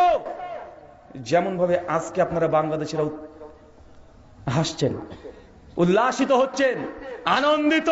কেন? একজন পালিয়ে গেছে। এই হাদিসটা আপনাকে বলছি, সহিহ বুখারী কিতাব জিহাদ হাদিস 3039। বাইরে গিয়ে দেখবেন এক সাইডে হাদিসটা রাখেন ডান দিকে, আর বাম দিকে বাংলাদেশের প্রেক্ষাপট রাখেন। দেখেন তো সেম সেম মিলে কি মিলে না? সেম মিলে যাচ্ছে কিনা একবার আপনি দেখেন। 1400 বছর আগের ঘটনা আবার আপনাকে আপনাদের বর্তমান বাংলাদেশের প্রেক্ষাপটে আপনাকে বোঝানোর চেষ্টা করছি। কাফেররা পালাচ্ছে, মুসলমানরা উল্লাসিত, কালেমার পতাকা তুলে দিয়েছে, আনন্দে আত্মহারা হয়ে গেছে। যে স্বপ্ন আল্লাহ নবী দেখেছে যে আমরা হেরে যাব, তারপর আল্লাহ বিজয় দিয়েছে। কি আনন্দ! দীর্ঘদিন পর তারা আনন্দ উল্লাসিত করছে। সাহাবীরা গনিমতের মাল কুড়াতে ব্যস্ত, গনিমত গনিমত করে চিৎকার মারছে, আর গনিমতকে সংগ্রহ করছে, একে অপরের সঙ্গে লড়াই করছে গনিমতকে সংগ্রহ করার জন্য। এখানে একটা পয়েন্ট মনে আছে আপনাদের? 5ই আগস্ট, জি, আপনারা বাংলাদেশি মুসলিমরা মনে করছেন যে আপনারা জিতে গেছেন, বিজয় চলে এসেছে, আনন্দিত উল্লাসিত। তবে আমার দৃষ্টিতে মনে হচ্ছে যে আপনাদের আনন্দ হওয়ার, উল্লাসিত হওয়ার এখনো কিছুই হয়নি। এখন ইসলাম কায়েম হয় নাই, এখনো কালেমার পতাকা উত্তোলন হয় নাই। মাত্র 50% কাজ হয়েছে। আর এক ঝাটকা দিলেই 100% কাজ হবে ইনশাআল্লাহ। আর এই কাজ যুবক তরুণদেরকে করতে হবে ইনশাআল্লাহ। এখন আনন্দিত কিসের? এখন উল্লাসিত কি হয়েছে? এখন ইসলাম কায়েম হয়েছে। পার্লামেন্টে কয়জন মুসলমান আছে? কয়জন ধার্মিক মুসলমান আছে? কয়জন ইসলামকে চায়? কিছুই হয় নাই। এখন আপনারা আনন্দে উল্লাসিত, আপনার গনিমত করাতে ব্যস্ত হয়ে গেছেন। চোখ কান খোলা রাখতে হবে। হাদিসের পৃষ্ঠায় ইতিহাসগুলো লেখা আছে শুধু পড়ে নেকি কামানোর জন্য নয়, শুধু দাস দিয়ে আলেম হওয়ার জন্য নয়, এখান থেকে শিক্ষা নিতে হবে। কারণ আল্লাহ নবী লাকাদ কানা লাকুম ফি রাসূলিল্লাহি উসওয়াতুন হাসানা, রাসূলের জীবনের যত সমস্ত কিছু আদর্শ আছে, মানে আমাদের জন্য উত্তর আছে, সব উত্তর। আপনি যে ফিতনায় পড়েন নবীর জীবনের মধ্যে আপনি উত্তর পেয়ে যাবেন। আপনি এখন আনন্দিত? আমার খুব মনে পড়ে যে সময়তে আপনাদের বাংলাদেশের এরকম প্রেক্ষাপট, আগস্টের 5 তারিখ, সেই সময়তে আমি মালয়েশিয়াতে ছিলাম। 2 তারিখে ডক্টর নায়েকের সঙ্গে, ডক্টর জাকির নায়েকের সঙ্গে একটা মিটিং অ্যাটেন্ড করেছিলাম। আর 3 তারিখে বাংলাদেশের বিখ্যাত আলোচক শেখ মিজানুর রহমান আজহারি হাফিজাহুল্লাহ, তার সঙ্গে মালয়েশিয়াতে সাক্ষাৎ হয়েছিল। তো সেই সময় আমি দেখছি যে গোটা বিশ্বের মিডিয়া একদিন শকুনের মতো বাংলাদেশের দিকে নজর। কি হয়, কি হবে, কিছু একটা হবে, কিন্তু কি হবে কেউ বুঝতে পারে না। ছিল না ভাইজান যে কিছু একটা হবে, কিন্তু কি যে হবে কেউ অনুধাবনই করতে পারে না। আমি সেই সময় ভাবছি যে কি ব্যাপার, যে বাংলাদেশে আসলে আমি তো বাংলাদেশকে মোটেও কম চিনি তা তো না। এখানে যতজন মানুষ আজকে স্টেজ সহ আছেন, যতজন আছেন, আমার বিশ্বাস যে আপনাদের চাইতে আমি একটু হলেও বাংলাদেশকে বেশি চিনি। কারণ আপনারা বাংলাদেশের মানুষ, এটা হচ্ছে কোন জেলার মধ্যে পড়ছে? গাইবান্ধা। তা আপনারা গাইবান্ধা, আপনি বাংলাদেশের 64টা জেলা, 524টা থানা, কটা থানাতে গিয়েছেন, কটা জেলায় গিয়েছেন, কয় জায়গাতে গিয়েছেন? আমাদের তো বাংলাদেশের এমন কোনো জেলা নেই যে আমাদের যাওয়া হয়নি। তা আমার চাইতে আপনি বাংলাদেশ বেশি চেনেন নাকি? আমি বিদেশি হতে পারি, আপনার দেশের না হতে পারি, তাই বাংলাদেশের এই তরুণ, এই যুবা, এদেরকে কম চিনি না। প্রায় বাংলাদেশের 500-র উপরে আমার 2017 থেকে প্রোগ্রাম হয়ে গেল। মানে এদেরকে রাস্তা ঘাটে সব জায়গায় এদের নারী নক্ষত্র চেনা হয়ে গেছে। আমি চিন্তা করছি যে এই ছেলেগুলোকে যে দেখলাম, এরা দিন রাত পাবজি গেম নিয়ে ব্যস্ত থাকে, গার্লফ্রেন্ডের পেছনে ব্যস্ত থাকে, সারাদিন সোশ্যাল মিডিয়া নিয়ে ব্যস্ত থাকে, টিকটক নিয়ে ব্যস্ত থাকে। এরা রাস্তাতে নেমে পড়ছে, কি ব্যাপার? এত জজবা কোথা থেকে পাচ্ছে তারা? কে তাদের পেছনে ইন্ধন দিচ্ছে? মানে ঢাকা শহরকে গোটায় এই যুবকরা, ছেলেরা, স্টুডেন্ট, ছাত্র, এরা দখল করে নেবে। ছিল না ভাইজান? আচ্ছা, এই কাজ কোথা থেকে হচ্ছে রে বাবা? কারণ এরা তো এইসব রাজনীতি বুঝে না, অর্থনীতি বুঝে না। এটা স্কুল কলেজের ছাত্র, শুধু বুঝে গার্লফ্রেন্ড আর পাবজি গেম, এছাড়া মাথায় কোনো কাজ করে না। কিন্তু তারা এই রাজনীতির মধ্যে ঢুকে পড়ছে। 9 দফা 10 দফাকে 1 দফা করে দিয়েছে। ছিল না ভাইজান? আরে হঠাৎ করে 6 তারিখ ঢাকাতে যাবে, এটাই প্রচার হয়েছে, পোস্টার হয়ে গেছে, লিখিত আকারে, পেপার, পত্রিকা, সব জায়গায়। রাতারাতি বলছে না 6 তারিখ না, 5 তারিখে যেতে হবে। রাতারাতি সিদ্ধান্ত, রাতারাতি হাজার হাজার গাড়ি ঢাকাকে দখল করে নিচ্ছে। করছে না ভাইজান? এত তাড়াতাড়ি ভুললে হবে? তা আমার শুধু চিন্তা যে এদেরকে তো এরকম কোয়ালিটির ছেলে না রে, এটা মেয়ে পাগল, এরা পাবজি গেম পাগল, এরা টিকটক পাগল। কি ব্যাপার? এরা 10 দফাকে 1 দফা করে দিচ্ছে। কাজ কোথায় হচ্ছে? তো অনেকগুলো কারণ ছিল ওটে। তো আমার কাছে মনে হচ্ছে একটা কারণ সবচাইতে বেশি কাজ করেছে। কোনটা জানেন? এখন অস্বীকার করতে পারেন অনেকেই, তো আমার কাছে একটা কারণ মনে হয়েছে। সেটা হচ্ছে উনার একটা ভুল সিদ্ধান্ত ছিল। সেটা হচ্ছে ওই যে 7 থেকে 10 দিন ইন্টারনেটকে বন্ধ রেখে দেওয়া। এটা মারাত্মক কাজ দিয়েছে। 7 থেকে 10 দিন ইন্টারনেটকে বন্ধ রেখে দেওয়া, মানে যারা রাষ্ট্রে কি হচ্ছে খবরটাও রাখে না, জানে না, যারা রাষ্ট্র সম্পর্কে একদমই অজ্ঞ, যখন দেখছে 10 দিন ধরে ইন্টারনেট নাই, এই তরুণ যুবকরা এরা ইউটিউব দেখতে পায় না, ফেসবুক দেখতে পারে না, গার্লফ্রেন্ডের সঙ্গে কথা বলতে পারে না। এর রাগটা এখানেই ধরেছে। তোরা ক্ষমতায় কে থাকবি না তোদের ব্যাপার। আরে আমেরিকাতে কটা গাড়ি কিনবি তোদের ব্যাপার। সুইস ব্যাংকে কত কোটি টাকা রাখবি তোদের ব্যাপার। আমি যে 700 টাকা দিয়ে ডাটা মেরেছি, আমি কেন নেট পাবো না? 1 ঘন্টা মোবাইলে নেট না থাকলে এই যুবকগুলো পাগল হয়ে যায়। আর 10টা দিন বন্ধ করে রেখেছে, এরা হাফ ম্যাট এমনি হয়ে গেছে। এমনি 16 বছর কি হয়েছে ওই ব্যাখ্যা বিশ্লেষণ আর টিকা টিপ্পণী আমি দেব না, কারণ আমি আপনার দেশের নাগরিক, নামে বিদেশি মেহমান। আমি ওই বিষয়ে কথা বলতে পারি না, আমাদের অনেক রেস্ট্রিকশন থাকে, অনেক কিছু ইচ্ছা হলেও আমরা বলতে পারবো না। কিন্তু 16 বছর নয়, এই 10 দিনে একদম সাধারণ মানুষকেও খেপে তুলে দিয়েছে। ভেবেছিল যে নেটটা বন্ধ করে মনে হয় কি কি ঘটছে একদম পুরো বন্ধ করে রেখে দেবে, কেউ বুঝতে পারবে না, গুম খুন হত্যা রাজানি সবগুলো করবে, কিন্তু কেউ বুঝতে পারবে না। কিন্তু মাকারু মাকার আল্লাহু ওয়াল্লাহু খায়রুল মাকিরিন, সূরা আল ইমরান 54 নম্বর আয়াতে আল্লাহ বলেছে তারাও চক্রান্ত করেছিল, আল্লাহ কৌশল করেছিল, আল্লাহর কৌশল সব চাইতে বড়, আল্লাহ উত্তম কৌশলকারী। দেখেন এইটা যদি নেটটা বন্ধ না হতো এত দ্রুত মানুষ রাস্তায় নামতো না। একদম ছোট্ট থেকে বড় বন্ধু সবাইকে খেপে দিয়েছে। 10 দিন ধরে যারা ইন্টারনেটে বিজনেস করে তার ব্যবসা বন্ধ, প্রবাসীরা বাড়িতে যোগাযোগ করতে পারে না, মানুষকে আদিম যুগের মানুষ বানিয়ে দিয়েছিল। 10টা দিন করেছিল না ভাইজান? আমার মতে এটা একটা কারণ, অনেকগুলো কারণ আছে, তবে এটা মানে ছোট থেকে বড় বন্ধু প্রত্যেকের হৃদয়ের মধ্যে একদম রাগ একদম ঢুকিয়ে দিয়েছে। আর ওই স্রোতে ভাসতে ভাসতে ওই পারে চলে গেছে। আর আমরা তো উদার, হ্যাঁ, যাই বলেন, গালি দেন আমাদেরকে, যাই দেন, আমরা হচ্ছে উদার। আজ থেকে 20 বছর আগে কেন তাসমিয়া নাসরিনকে আমরা নিয়েছি না? হ্যাঁ, যত বাতিল প্রোডাক্ট আপনাদের সব আমরা রাখি, এটা ভাবেন না। যত আপনারা বাদ দিবেন তত আমরা সাদরে গ্রহণ করব। তা আমাদের চেয়ে উদার আর কি আছে রে ভাই? আপনি গাল দিলে হবে? গাল দিয়ে 5 পয়সা লাভ নেই। আবার ঘুরে আসেন, দেখেন সাহাবীরা উল্লাসিত আনন্দিত, ওদের যুদ্ধে জিতে গেছে, পতাকা উত্তোলন হয়ে গেছে, গনিমতের মাল তারা একে একে সবাই নিতে শুরু করে দিয়েছে। যেন আপনারা আজকে আনন্দিত উল্লাসিত, আপনারা গনিমত সেদিন নিয়েছিলেন, মনে পড়ছে না? ভেতরের বাইরে কিছুই তো রাখেননি, সবগুলো তো নিয়েছিলেন, নেন নাই? সিনটা মিলছে আপনাদের? হ্যাঁ, একজন পালিয়ে গেছে, দেখেন কাফেররা পালিয়ে গেছে, খালিদ বিন ওয়ালিদ সৈন্য সামন্ত নিয়ে সব পালিয়ে গেছে। কিন্তু খালিদ বিন ওয়ালিদ যেমন তেমন যোদ্ধা না, যেমন তেমন মুজাহিদ না, কঠিন ব্রেন। উনি চিন্তা করছেন যে আমরা হেরে গেলাম, খালিদ বিন ওয়ালিদ হেরে যাবে, হতেই পারে না। চিন্তা করছে আর চলে যাচ্ছে। আর ওই যে পাহাড়ের পরে কয়জন সাহাবী ছিল চাচা? 50 জন। 50 জন সাহাবীদের মধ্যে সঙ্গে সঙ্গে কিছু সাহাবী, অধিকাংশই পাহাড় থেকে নামতে শুরু করে দিয়েছে যে গনিমত গনিমত, আমরা যুদ্ধে জিতে গেছি, আমাদের ভাইরা গনিমত করাচ্ছে, চলো আমরা নিচে চলে যাই, কাফেররা পালিয়ে যাচ্ছে, এই কথা বলছে, নিচে নামতে শুরু করে দিয়েছে।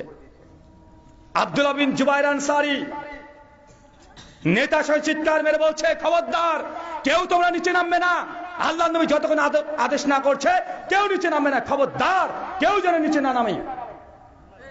যারা নেমে পড়েছে তারা বলছে তুমি দেখতে পাচ্ছ না কাফেররা পালিয়ে গেছে, গনিমতের মাল বন্টন হয়ে গেল, আমাদের গনিমত পাবো না, গনিমত গনিমত করছে, আর সমস্যা নিচে নামতে শুরু করে দিয়েছে। পাহাড় ফাঁকা, মাত্র 5-6 জন দাঁড়িয়ে আছে, সবাই চলে গেছে নিচে, গনিমত করতে ব্যস্ত। খালিদ বিন ওয়ালিদ অনেকটা চলে গেছে, ওদের প্রান্ত থেকে অনেকটা মিডিলে গেছে, আর এই তাকাচ্ছে পাহাড়ের দিকে। যখন দেখছে পাহাড়ের দিকে তাকিয়েছে যে পাহাড়ে যে 50 জন সাহাবী ছিল আর কেউ নেই, ফাঁকা, মাত্র 4-5 জন আছে। খালিদ বিন ওয়ালিদ সঙ্গে সঙ্গে রণকৌশল চেঞ্জ করে নিয়েছে, বাকি কাফেরদের কাছে খবরদার, আর এক ধাপ কেউ যাবে না, এখানে থেমে যাও, আমরা আবারও মুসলিমদেরকে আক্রমণ করব। বাকি কাফের কি বলো খালিদ বিন ওয়ালিদ, আমরা যুদ্ধে হেরে গেছি, আমাদের অস্ত্র সবকিছু ফেলে দিয়ে চলে এসেছি, আবার আক্রমণ করবো মানে কিভাবে সম্ভব? খালিদ বিন ওয়ালিদ সঙ্গে সঙ্গে ওই দেখো দেখো পাহাড়ের যে 50 জন সাহাবী মুসলিমদের, ওদের জন্যই আমরা ওদের যুদ্ধে আমরা হেরে গেছি। তার উপর থেকে এমন ভাবে তীর মেরেছে আমরা নিচ থেকে তাকে নিশানাই করতে পারিনি, একটাও নেই, সব নেমে পড়েছে। নিঃসন্দেহে মুসলমানরা আমাদের থুয়ে আসা গনিমত এখন কোরাতে ব্যস্ত হয়ে গেছে, তথা পেছনকার গেট পুরো ফাঁকা হয়ে গেছে, সামনে চলে গেছে, এখন পেছন একদম ফাঁকা, চলো আমরা আবারও পেছন দিক থেকে গিয়ে মুসলিমদের উপরে আক্রমণ করব। চিন্তা করতে পারছেন এবার তার রণকৌশল চেঞ্জ হয়ে গেছে, পেছন থেকে আক্রমণ করবে। কেন বাংলাদেশকে পেছন থেকে আক্রমণ করার চেষ্টা করা হচ্ছে না বারবার? হচ্ছে। খুলে বলতে হবে নাকি? আমি তো আগে বলেছি সমস্ত কিছু খুলে বলতে পারবো না। কেন ঢাকাতে 200 খানা গাড়ি ঢুকে দিয়েছিল না? ওই যে আনসার না কি ঢুকে দিয়েছিল না, বাহিনী ঢুকেছিল না? কয়দিন আগে তো চিটাগাং থেকে ভিকটিম কার্ড, সংখ্যালঘু কার্ড বাংলাদেশে খেলা হলো না? কথা মানে বুঝতে পারছেন না? আমি এর চাইতে আরো উলঙ্গ করে খুলে বলতে পারবো না। কয়দিন আগে তো দেখলেন পেছন থেকে আবারও আক্রমণ করে আপনাদের বিজয় এটা মাটির সঙ্গে পায়ের সঙ্গে পদদলিত করার আবারও চেষ্টা চলছে। তাই সাবধান, সতর্ক থাকতে হবে। বাংলাদেশে প্রত্যেকজনকে সতর্ক থাকতে হবে।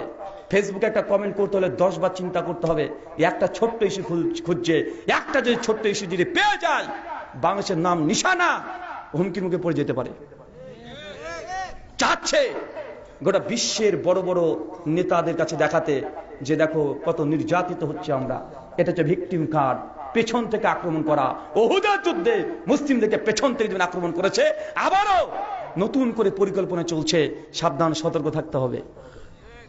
এর আগে যতটা সতর্ক ছিলেন, আর 5টা বছর যদি সতর্ক থাকেন, ইনশাল্লাহ এই বাংলাদেশে কালেমার পতাকা উড্ডীন হবে ইনশাল্লাহ। যতদিন উড্ডীন না হচ্ছে চিন্তা করে পায়ের ধাপ ফেলতে হবে। আপনাদেরকে ধন্যবাদ জানাই যে বাংলাদেশে যে হত্যা করলো না আলিফ ভাইকে, আপনারা যে কোনো ঘটনা ঘটাননি। তারা চাচ্ছিল যে মুসলমানরা কোনো একটা ঘটনা ঘটাক, চাচ্ছিল। আপনারা কিছু প্রতিক্রিয়া দেননি। অনেক বুদ্ধিমানের কাজ হয়েছে। অনেক সময় সয়ে নিতে হয়। কেন হুদাইবিয়ার ইতিহাস পড়েন নাই? কাফেরদেরকে কাছে নবী যখন সন্ধি করছে, আলামে লিখছেন যে লিখো মোহাম্মদ রসুল্লাহর পক্ষ থেকে কাফেরদের সঙ্গে চুক্তি। কাফেরও যায়, আপনাকে আমি রসুল মানি নাকি? আপনাকে রসুল্লাহ মানলে তো আপনার সঙ্গে যুদ্ধ হবে না। আমার রসুল্লাহ মানি না, আপনাকে কেটে দেন। যতক্ষণ না কাটবেন ততক্ষণ আমাদের চুক্তি হবে না। আল্লাহ নবী আলীকে হচ্ছে, আলী আমার নামের পরে রসুল্লাহ শব্দ বাদ দিয়ে দাও। আলী বিন আবি তালেব হচ্ছে, ইয়া রাসূলুল্লাহ কি বলেন? আমার দ্বারা হবে না, পারবো না আমি। আলী বিন আবি তালেব চলে যাচ্ছে, না আমি পারবো না। আপনি আল্লাহ রসুল, কেটে দেবো মানে? আর বাতিল শর্ত তার সঙ্গে আমাদের মানে আপোষ করতে হবে, পারবো না। আল্লাহ নবী বলছে তাহলে আমাকে দেখিয়ে দে, আমি কেটে দিচ্ছি। আল্লাহ নবী নিজের নাম থেকে রসুল্লাহ কেটে দিচ্ছে। মানে কখনো কখনো সমঝোতা করতে হয়। কথা বুঝতে পারছেন? কখনো হুদাইবিয়ার যে সন্ধি ছিল 9 দফা, ভালো করে দফাগুলো দেখবেন, প্রত্যেকটা মুসলিমদের বিরুদ্ধে ছিল। বাহ্যিক দিক থেকে মুসলমানের সব দিকে বিরুদ্ধে। ওমর বিন খাত্তাব রেগে গেছে, ইয়া রাসূলুল্লাহ আপনি কি চুক্তি করছেন এটা? ওমর বিন খাত্তাব নবীর উপরে কথা বলছে, আল্লাহ নবী কি চুক্তি করছেন এটা আপনি জানেন না? আবু বকর বলছে, আল্লাহ নবী আপনি কি করছেন এটা? ইবনে আব্বাস সবাই বলছে এই চুক্তিকে মানছে না, কিন্তু আল্লাহ নবী চুক্তিতে স্বাক্ষর দিয়ে দিচ্ছে। এই যে ঘটনা, পুরো সিন, কাফেররা তখন উল্টো দিক থেকে উট বাহিনী নিয়ে, ঘোড়া নিয়ে এমন ভাবে মুসলিম জাতির উপর সেদিন আক্রমণ করেছে, পেছন দিক থেকে সেই দিন ৭০ জন সাহাবী একদম শহীদ। মুসলমান হেরে গেছে, অথচ 1 ঘন্টা আগে মুসলমানরা বিজয়ের পতাকা উড্ডীন করেছিল, আনন্দ উল্লাসিত। 1 ঘন্টা পরে মুসলমানরা এই যুদ্ধে হেরে গেছে, পরাজিত। চিন্তা করতে পারছেন? এই যুদ্ধে আল্লাহ নবীর দাঁত মোবারক শহীদ হয়ে গেছে। এই যুদ্ধে নবীজির পায়ে 3খানা তীর নিক্ষেপ করা হয়েছে। এই যুদ্ধে আমির হামজা তাকে শহীদ করা হয়েছে। সাইদ বিন মুসাইব এই যুদ্ধে শহীদ। জাবের বিন আব্দুল্লাহ পিতা এই যুদ্ধে শহীদ। আবু তালা ইবনে উবাইদুল্লাহ এই যুদ্ধে শহীদ। বড় বড় সাহাবী এই যুদ্ধে শহীদ হয়ে গেছে। মর্মান্তিক ঘটনা। প্রত্যেকটা সাহাবীর যদি এই মৃত্যুর ঘটনা যদি বলতে শুরু করে দিই, চোখ থেকে পানি ঝরতে শুরু করবে। ৭০ জন সাহাবী, উহুদের প্রান্ত, যুদ্ধ চলছে, হঠাৎ করে পেছন থেকে আক্রমণ। আল্লাহ নবী বুঝতে পারেন নাই, দেখছে কাফেররা তীর নিয়ে নিক্ষেপ করে চলে যায়, সাহাবীদের গর্দন উড়ে দেয়। আল্লাহ নিজের চোখে সাহাবীদেরকে মৃত্যু হতে দেখছে। আল্লাহ ছুটে বেড়ায়, এদিকে যায় ওইদিকে যায়, দেখছে আমির হামজা লাশ পড়ে আছে, ওইখানে কিছু সময় কাটায়। আর এক জায়গায় চলে যায়, ওখানে একজন সাহাবী মরে আছে। নবীর হৃদয় বিদার যে ঘটনা, ছুটে বেড়ায় ওদের প্রান্তে যে সাহাবী আমার মারা যাচ্ছে সবাই। চিন্তা করতে পারছেন? উহুদের যুদ্ধের মূল টার্গেট ছিল যে আল্লাহ নবীকে দুনিয়া থেকে সরিয়ে দিবে। সঙ্গে সঙ্গে 9 জন সাহাবী আল্লাহ নবীকে ঘিরে নিল চতুর্দিক থেকে ঘিরে দিয়েছে। ইয়া রাসূলুল্লাহ আপনি মিডিলে থাকেন, খবরদার আপনি মাথা তুলবেন না। 9 জন নবীকে ঘিরে দিয়েছে। 9 জন ঘিরে চতুর্দিক থেকে তার তীর নিক্ষেপ করছে যে আল্লাহ নবীর উপরে কোনোভাবে অ্যাটাক যেন করতে না পারে। আর এই জিনিসটা যখন খালিদ বিন ওয়ালিদ দেখেছে, দুর্ধর্ষ যোদ্ধা, কঠিন প্ল্যান, উনি সঙ্গে সঙ্গে কয়েকশো কাফেরকে নিয়ে 9 জনের সামনে চলে এসছে। আর যখনই চলে এসেছে মুসলিমরা তারাও ভীত সন্ত্রস্ত হয়ে গেছে, এখন নবীকে রক্ষা করা যাবে না, তার টার্গেট একটাই, যে কোনো মূল্যে নবীকে অক্ষত অবস্থায় ওদের প্রান্ত থেকে নিয়ে যেতে হবে। আল্লাহ নবীর সঙ্গে সঙ্গে তাদেরকে বলছে যে এই সামনে যখন চলে এসেছে 7 জন সাহাবী পর পর তার সঙ্গে লড়াই করে ওইখানে শহীদ নবীর সামনে। একজন সাহাবীর জন্য আল্লাহ নবীর জীবন সেই দিন আল্লাহ ওসিলা বানিয়ে তাকে বাঁচিয়ে দিয়েছে। আবু বকর রাদিয়াল্লাহু আনহু বলছেন, সহিহ বুখারী আবু দাউদের হাদিস, যে উহুদের যুদ্ধ তো আবু তালহা ইবনে উবাইদুল্লাহর জন্যই, একাই প্রথম থেকে শেষ পর্যন্ত নবীর সামনে থেকে নবীকে সরাই নাই। কাফেররা তীর মারছে, আল্লাহ নবী দেখছে যে কোথায় কি ঘটে, কোথায় সাহাবীদেরকে মেরে দিচ্ছে, প্রাণ লড়াই চলছে। আল্লাহ নবী সেই সময়তে বারবার তাকিয়ে দেখার চেষ্টা করছে যে আমার সাহাবীদেরকে হত্যা করে দিচ্ছে। আবু তালহা ইবনে উবাইদুল্লাহ সঙ্গে সঙ্গে, ইয়া রাসূলুল্লাহ, খবরদার, আপনি সামনে তাকাবেন না, আপনি মাথা তুলবেন না, কাফের আপনাকে টার্গেট করছে, মেরে দিতে পারে। ইয়া রাসূলুল্লাহ, আপনি আমার পেছনে থাকেন, আমার বুক আপনার বুকের কাছে রেখে দেন, মাথাটাকে নিচু করে রাখেন, একটু বসেন। ইয়া রাসূলুল্লাহ, খবরদার, আপনি মাথা তুলবেন না। আল্লাহ রাসূলকে টার্গেট করে 50 খানা তীর নিক্ষেপ করেছে, পর পর 39 খানা তীর আবু তালহা বুকে লেগেছে। 39টা তীর আবু তালহা তার বুকে নিয়ে নবীকে সেভ করেছে। নবীর পায়ে তীর লেগে পা দিয়ে রক্ত বের হচ্ছে, দাঁত মোবারক ভেঙে গেছে, ব্যথায় যন্ত্রণায় ছটফট করছে। সাইদ বিন মুসাইবের হাতে পতাকা, কালেমা পতাকা। সাইদ বিন মুসাইব দৌড়তে চলে যাচ্ছে কাফেরদের মধ্যে, যে আল্লাহ নবীকে টার্গেট করেছে, তাকে হত্যা করবে। সাইদ বিন মুসাইবকে ধরে তার এক হাত কেটে বাদ করে দিয়েছে, মারা গেছে ওখানে শহীদ। পতাকা পড়ে গেছে, আলী বিন আবি তালিব ছুটে গিয়ে কালে পতাকা উড্ডীন করে ধরেছে। আবার যুদ্ধ শুরু। আল্লাহ নবী বুঝতে পারছে যে না, এখানে থাকা সম্ভব নয়, থাকলে এই যুদ্ধে আমার সাহাবীরা আরো অনেক শেষ হয়ে যাবে। আল্লাহ নবী আলীকে, আলী, যারা মুসলিম আছে সবাইকে নিয়ে বেরিয়ে চলো, ওহুদ ছেড়ে দাও, ওহুদের প্রান্ত ত্যাগ করে দাও। ওই যুদ্ধে ঘোষণা করে দিল কাফেররা যে আল্লাহ নবীকে মেরে দিয়েছে, নবী মারা গেছে। আপনি চিন্তা করতে পারছেন, ওহুদের যুদ্ধকে কেন্দ্র করে আল্লাহ কোরআনে সূরা আলী ইমরান 121 নম্বর থেকে 171 নম্বর আয়াত পর্যন্ত প্রায় 60 খানা আয়াত আল্লাহ ওহুদের যুদ্ধে নাজিল করেছে। এই যুদ্ধ যেমন তেমন যুদ্ধ নাকি? 60 খানা পর কাফেররা ঘোষণা করে দিয়েছে মুহাম্মদকে মেরে দিয়েছে। কেন জানেন? কারণ আল্লাহ নবীর চেহারা সাইদ বিন মুসাইবের সঙ্গে মিল ছিল অনেকটা। যখন মেরে দিয়েছে খবর পেয়ে গেছে, মুসলিমরা ভীত সন্ত্রস্ত হয়ে গেছে হীনমন্যতায়, যে আল্লাহ নবী মারা গেছে, আরে নবী যদি মারা যায় তো যুদ্ধ করে কি করব, চলো আমরা চলে যাই। আর কিছু কিছু বলছে, আরে যার জন্য যুদ্ধ করছিলাম সেই যদি দুনিয়াতে না থাকে, আমার বেঁচে থেকে লাভ কি, চল মরণপণ লড়াই করবো। অবশ্যই যখন দেখলো যে আল্লাহ নবী বেঁচে আছে, নবীকে মারতে পারে নাই, আল্লাহ নবীর সঙ্গে সঙ্গে বলছে যে জি চলো, আমাদের থেকে আর এখানে ক্ষতি বাড়বে। ঘোষণা হয়ে গেল। আল্লাহ নবী যাচ্ছেন, ছাত্রী যাচ্ছেন। সাহাবীরা নিজেদের আপন আত্মীয়স্বজনের লাশকে টেনে টেনে নিয়ে চলে যাচ্ছে। হানজালা রাদিয়াল্লাহু তাআলা আনহু, বিখ্যাত সাহাবী, উহুদের আগের দিন রাত্রিবেলাতে বিয়ে করেছে, বাসরে আছে। সহিহ মুসলিম 3002 নম্বর হাদিস। বাসর রাত্রিবেলাতে ডাক এসেছে যে হানজালা, কালকে উহুদে যেতে হবে। রাত্রিবেলাতেই স্ত্রী সবাস করেছে, এখনো গোসল করে নাই, তরবারি নিয়ে ছুটে তিনি বেরিয়ে পড়েছেন যুদ্ধে গিয়ে, যুদ্ধে শহীদ। হানজালার লাশ খুঁজে পাওয়া যায় না। আল্লাহ নবী বলছে, হানজালা কোথায় আমার? হানজালা কই, তার লাশ পাওয়া যায় না। সাহাবীরা খুঁজে বেড়াচ্ছে, সবার আত্মীয় স্বজনের লাশ খুঁজে বেড়াচ্ছে, হানজালার লাশ আর খুঁজে পাওয়া যাচ্ছে না। আল্লাহ নবী তারপরে একজন এসে বলছে, ইয়া রাসূলুল্লাহ, ওই দেখে হানজালার লাশ। হানজালার লাশ দেখছে যে শূন্যতে ভাসছে, শরীর থেকে টপ টপ করে পানি পড়ছে।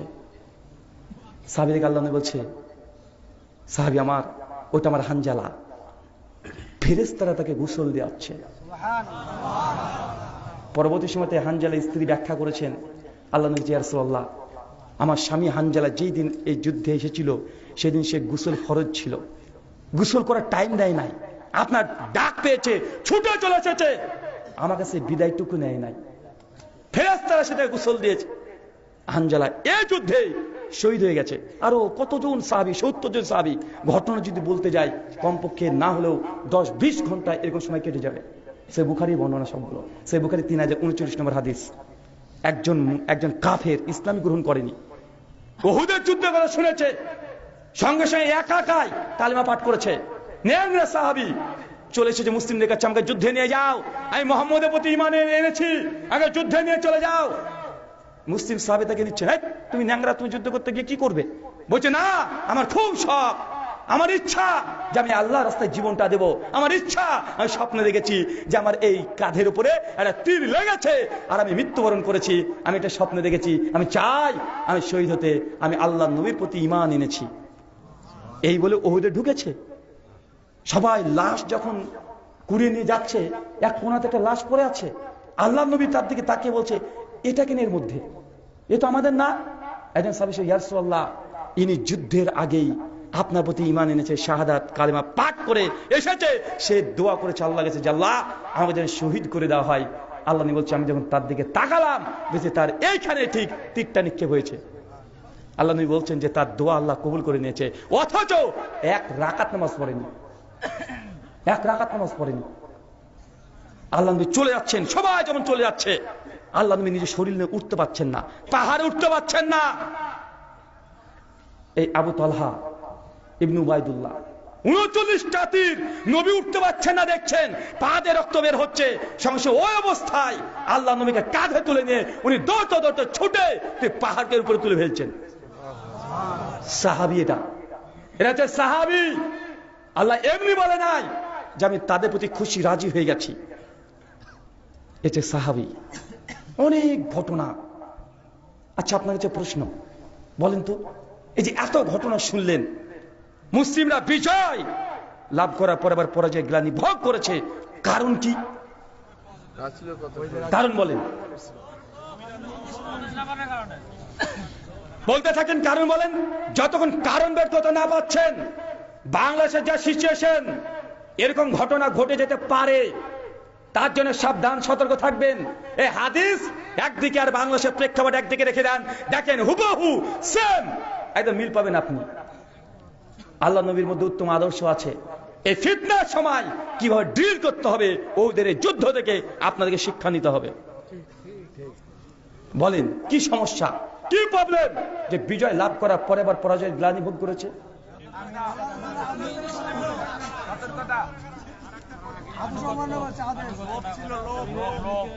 মাশাআল্লাহ, প্রায় সব কারণগুলো চলে এসেছে। 4টে কারণ ছিল। কয়টা? 4টে। এক, নবীর আদেশকে লঙ্ঘন করা। নবীর আদেশকে উল্লঙ্ঘন করেছে। ওই যে আল্লাহ কোরআনে বলছে, আল্লাযীনা ইউখালিফুনা আন আমরিহি আন তুসিবাহুম ফিতনা আন ইউসিবাহুম আযাবুন আলীম। যারা এমন নবীর আদেশকে লঙ্ঘন করবে, সে জাতিকে আমি ফিতনাতে জর্জরিত করে দেব। আল্লাহ সাহাবীদেরকেও দেখিয়ে দিয়েছেন নবীর আদর্শকে, নবীর আদেশকে লঙ্ঘন করা হয়েছে। আল্লাহ দেখিয়ে দিয়েছে। সূরা নূরের 63 নম্বর আয়াত। আমরা মুসলিমরা প্রতিদিন নবীর আদর্শকে লঙ্ঘন করছি না? সব জায়গাতে নবীর আদর্শকে লঙ্ঘন করছি। আমি বলছি হাদিসে আছে, নবী করেছে, নবী সুন্নাত। আপনি বলছেন এটা জায়েজ। সুন্নাত বাদ দিয়ে জায়েজ খুঁজে বেড়াচ্ছেন। আরে জায়েজ খুঁজতে গেলে দুনিয়াতে এমন কোন মাসালা নাই যেটাকে জায়েজ প্রমাণ করা যাবে না।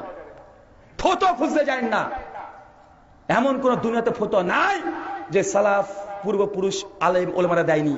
আর ইমাম ইবনে হজম রাহিমাহুল্লাহ মুহাল্লা লিল আসারের মধ্যে এই ফতোয়া দিয়েছে, আপনি যদি কোনো মেয়েকে যদি বিয়ে করতে যান, তাকে উলঙ্গ করে দেখতে পারবেন। এই ফতোয়া মানবেন নাকি? আপনি মানবেন? ফতোয়া যদি চান, এমন কোনো ফতোয়া নেই যে আপনি ফতোয়া পাবেন না। কি ফতোয়া নেবেন বলে? কিতাব থেকে। বক্তা এসে বড় বড় কিতাব দেখাচ্ছে, আপনি ভাবছেন বাপরে বাপ, কিতাবে আছে। আরে ভাই, কিতাবেই তো থাকবে, কিতাবে থাকলে হয়ে গেল। এই উহুদের যুদ্ধে মুসলমানরা পরাজয়ের মূল কারণ নবীর আদর্শকে লঙ্ঘন করা। বলেন তো কি? এবার 2, মুসলিম উম্মার মধ্যে মতভেদ। ওই দেখেন সাহাবীদের মধ্যে মতভেদ হয়েছিল পাহাড়ে। এক দল বলছে, আরে যুদ্ধে তো জিতে গেছি, পাহাড়ে থেকে কি করব, নেমে পড়ো। আর এক দল বলছে, না, নবী যতক্ষণ আদেশ না করছে ততক্ষণ নামা যাবে না। এখানে কি ঘটেছে বলেন তো? উম্মতের মধ্যে মতভেদ। 3,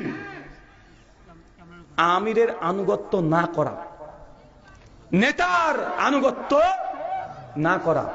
4, মতভেদ হয়েছে, সমাধান নিয়েছে নিজেদের বুদ্ধি আর কিয়াস দিয়ে। কি দিয়ে?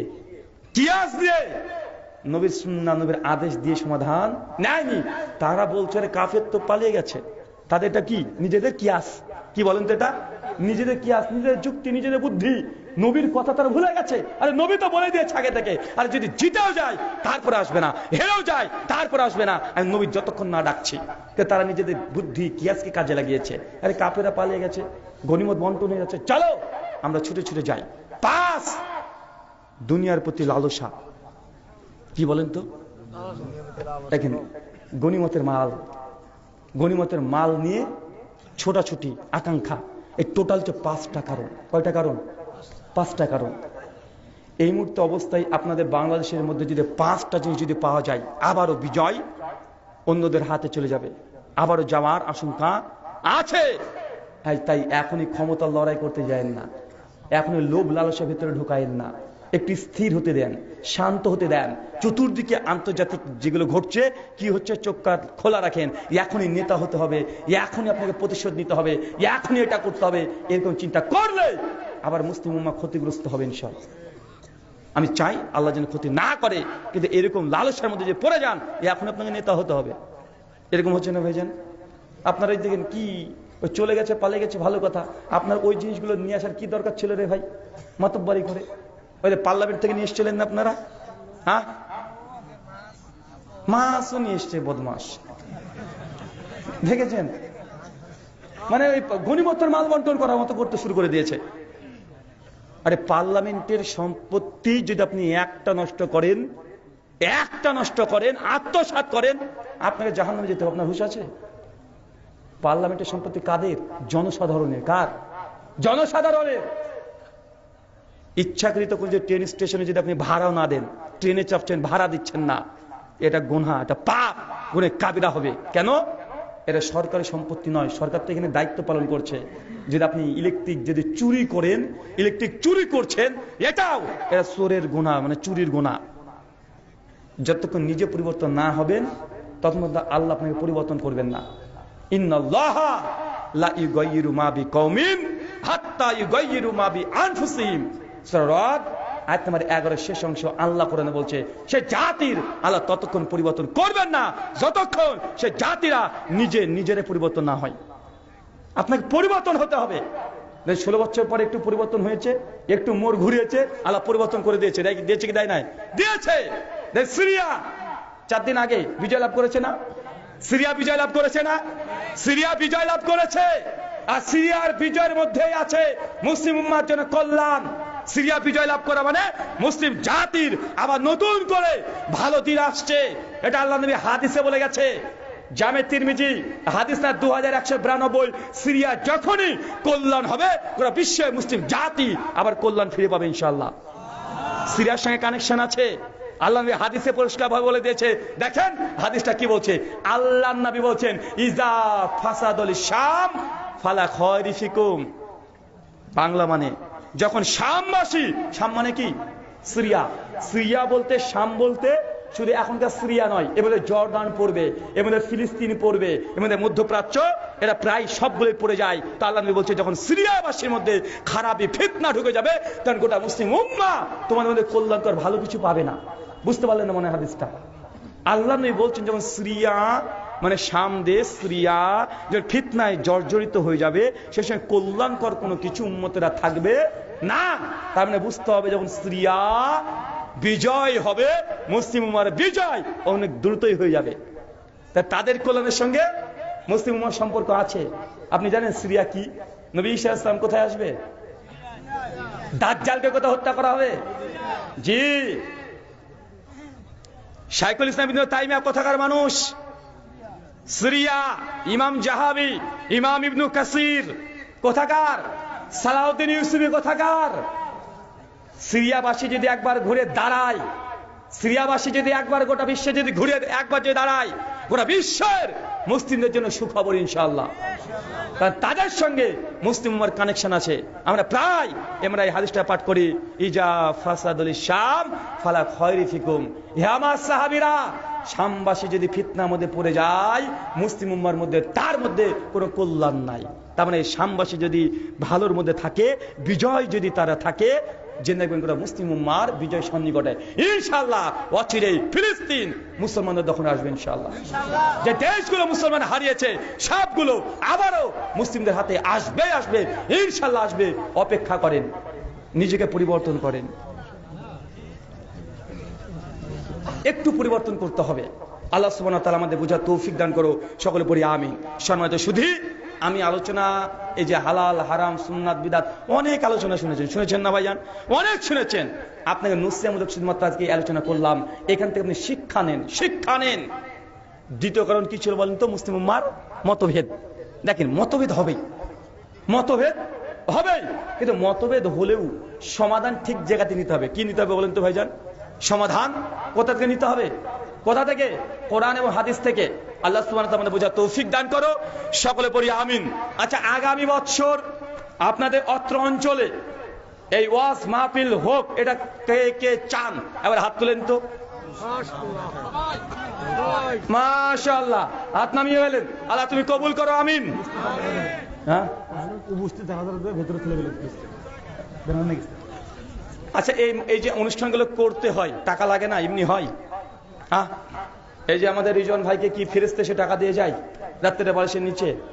এত আয়োজন করতে খরচ হয় কি হয় না? কথা বলেন। আর যেহেতু একটা মাদ্রাসা, বা আমি টাকা কালেকশন কোনদিন করি না, আমি জানিও না। ভাইরা বারবার বলছে সামনে বছর যদি আপনারা প্রোগ্রাম চান, আর বড় বড় শেখ মাসাক একসঙ্গে অনেকে আশিকটা যদি চান, তাহলে ভাইদেরকে সহযোগিতা করার দরকার আছে না নাই? যদি আপনারা না করেন সামনে বছর আর সাহস পাবে না, যে লস খেয়ে যায় সামনে বছর আর করবে? কথা বলেন। তাই ছেলেরা ভেতরে যাচ্ছে, যা আছে হালাল টাকা যা আছে আপনার পকেট থেকে দিয়ে দেন।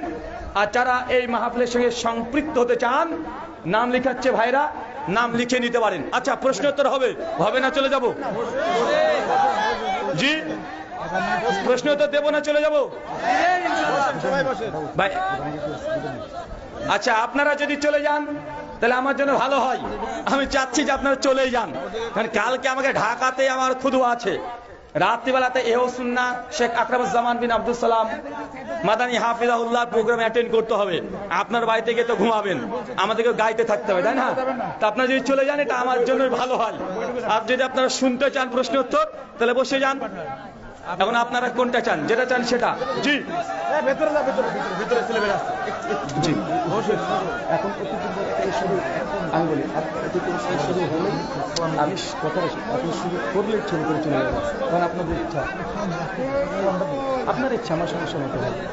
এখন শুরু করলে চলে যাবে। একজন আপনারা বলেন, ওখানে একজন মাইক নিয়ে বলেন। বসেন আগে যান না, উত্তর হবে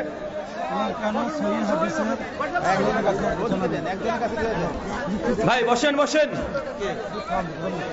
তাহেরির মতো বলতে হবে নাকি রে ভাই? বসেন মুরব্বি, বসেন। পোস্টার। জি, দ্রুত প্রশ্ন করেন তো ভাই। প্রশ্ন হচ্ছে, নবী মুহাম্মদ সাল্লাল্লাহু আলাইহি ওয়াসাল্লামের বক্ষ বিদীর্ণ করা হয়েছিল কয়বার? আল্লাহর নবীর বক্ষ বিদীর্ণ হয়েছিল কয়বার? কমপক্ষে হাদিস থেকে জানা যায় যে ছোট্ট অবস্থায় 7 বছর বয়সে তার একবার বক্ষ বিদীর্ণ হয়েছিল। মেরাজের পূর্বে আরো একবার করা হয়েছিল, 2 বার। কিছু কিছু রিয়াত পাওয়া যায় কমপক্ষে 3-4 বার নবীর বক্ষ বিদীর্ণ করা হয়েছে। শুকরান ভাই। এত খাঁচামাচা করলে হবে? স্টেজ এত কথা হচ্ছে কেন ভাই? আরে একজনকে দেন, সবাই চিৎকার মারছে। মহান আল্লাহ বলেন, তোমরা আল্লাহর রজ্জু শক্ত করে ধরো, পরস্পর বিচ্ছিন্ন হয়ে না। মহান আল্লাহ বলেন, তোমরা আল্লাহর রজ্জু শক্ত করে ধরো, পরস্পর বিচ্ছিন্ন হয় না। তাহলে আমরা যদি নিজেকে হানাফি বা মুহাম্মাদি বা আহলে হাদিস পরিচয় দেই, তাহলে কি পরস্পর বিচ্ছিন্ন করা হলো না? শুকরান, জাযাকাল্লাহু খায়রান, বারাকাল্লাহু ফিক। এক ভাই খুব সুন্দর আলোচনা করেছেন বর্তমান প্রেক্ষাপটকে রেখে। আল্লাহ সুবহানাহু ওয়া তাআলা কোরআনুল কারীমে বলেছেন, সূরা আলে ইমরান সূরা নম্বর 3 আয়াত নম্বর 103, ওয়া তাসিমু বিহাবলিল্লাহি জামিআও ওয়া লা তাফাররাকু। ভাই এত কথা বললে তো হবে না ভাই, একটু চুপ করে যান। আর কথা বসতে বললেও ভাই আপনারা হাত দিয়ে বসিয়ে দেন, কথা বলছেন কেন তো? আশ্চর্য। প্রশ্ন হচ্ছে, আল্লাহ তো কোরআনে বলে দিয়েছেন আল্লাহর রজ্জুকে আঁকড়ে ধরো, পরস্পর বিচ্ছিন্ন হয়েও না।